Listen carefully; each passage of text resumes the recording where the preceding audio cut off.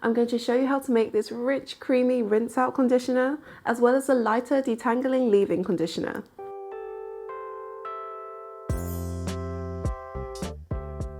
Hi guys, welcome to WholeElise. I'm Elise and today we're tackling conditioners. Both these conditioners need to be fast acting, super spreadable, as well as leaving your hair feeling soft, shiny and curls popping. And they need to do all of that within a couple of minutes. So yeah, we've definitely got our work cut out for us, but as always, I've got you covered with these great conditioner recipes. First up is how to make a great rinse out everyday conditioner. Let's start by measuring out the water-based ingredients. For the base, I'm using distilled water with a little peppermint hydrosol. You can just use plain water, or for added botanical benefits, any diluted hydrosol or aloe vera juice. It's completely up to you. All of the ingredients, including percentage amounts and more information on these conditioner recipes, can be found at WholeElise.com. Click the eye icon above or the links in the description below. Next, I'm using centrimonium chloride. This is a potent hair conditioning surfactant that helps give our conditioner the slip and detangling abilities that make it so great for our hair. It's kind of like BTMS's slimmer cousin. It has the same conditioning elements, but it's a lot lighter on your hair. You can skip this ingredient, but I highly recommend it, especially for afro hair. Now back to the familiar, we'll need guar gum. Guar gum isn't just a thickener. It also has anti-static conditioning elements that really help to make a conditioner that spreads easily throughout your hair. Are you sensing a theme here? Measure out the glycerin, or honey for those who are sensitive to glycerin. This is a vital humectant that draws water into your hair, pumping it full of hydration. Prepare your water phase by first mixing the guar gum and glycerin together. This disperses the gum, making it easier to add to the water. To your water base, pour in the centrimonium chloride and guar gum mixture. Whisk until everything is combined and set aside. I've tried to formulate this conditioner so that it works really well for detangling, because that's when your hair is most vulnerable and likely to sustain damage. Conditioners need to feel like conditioners, and a huge part of that is the slip factor. So the guar gum, BTMS, centrimonium chloride, fatty alcohols, they're all there to help the conditioners glide through your hair. And that's the secret as to why they're so effective at detangling and also making sure that your hair is soft, shiny and moisturized. For our oil phase ingredients, start by measuring out your oil. I'm using cold pressed unrefined coconut oil, but this is completely customizable, so use whatever oil works best for your hair.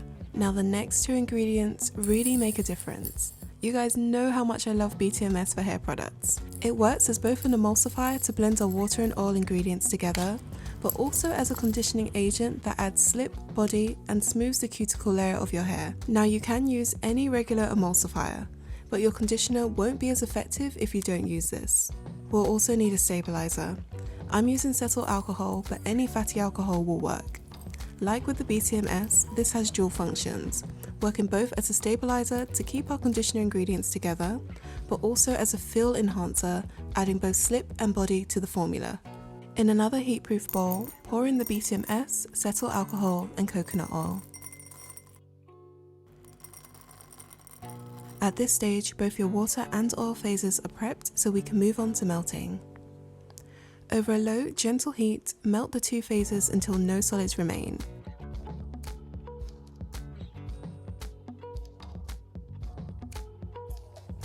Keep a close eye out in case the containers try to run from you. Once melted, pour the oil phase into your water phase, whisking thoroughly and then transfer to a flat surface.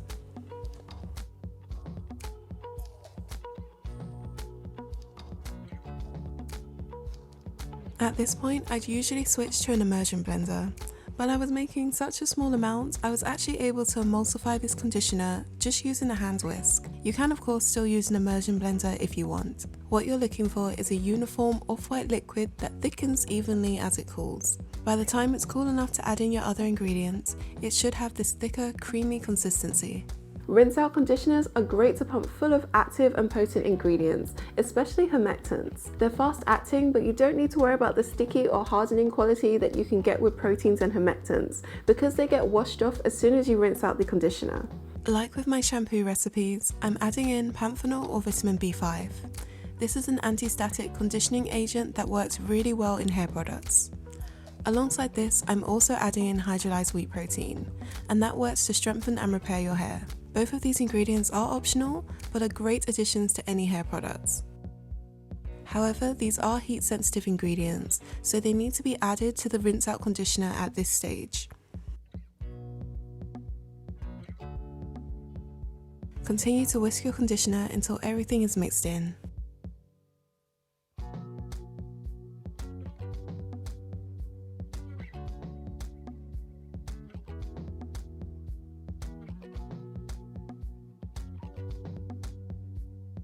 Next up, preserving. I'm using a natural broad spectrum preservative, in this case Preservative Eco, but you can use any alternative that's available to you. Because this recipe contains oil, you'll also need to use an antioxidant. I'm using vitamin E. Mix everything until it's incorporated. Take your time with this step because you do need to make sure that your preservatives are thoroughly mixed in order for them to be effective.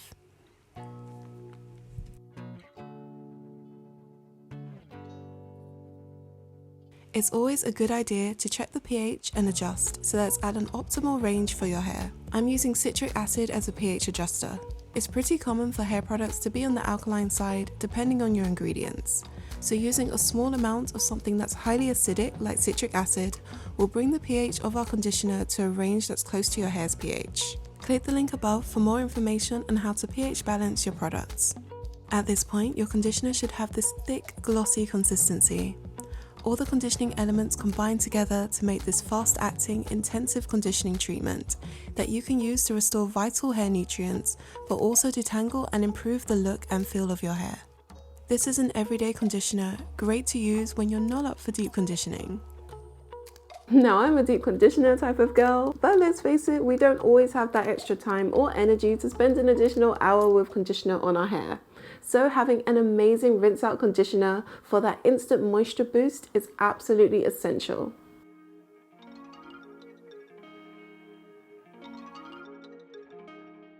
Leave-in conditioners are all about being light, moisturizing, and easy to detangle with. Oftentimes, you pair leave-in conditioners with other styling products like moisturizers, gels, and heat protectants.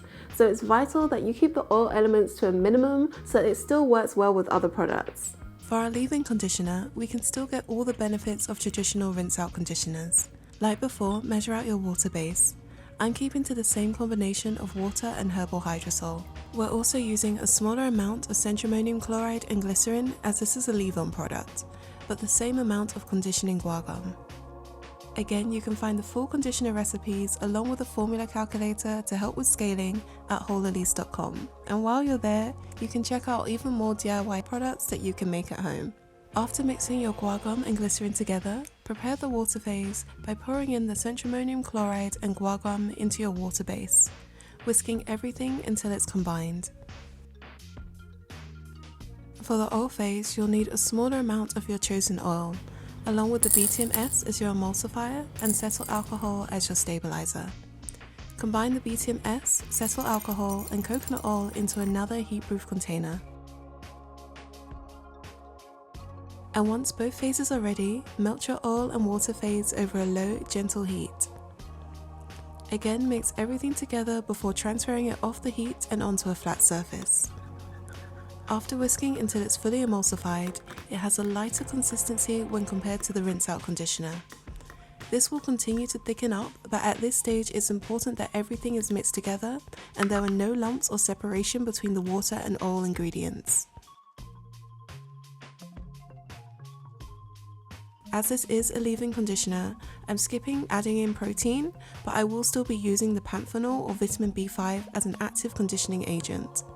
If you have dry, fine or high porosity hair, you can still add in the protein if you wish. Next up, we'll need to add both our preservative as well as our antioxidant. These ensure that both conditioners will last for at least 3 months and can be stored at room temperature.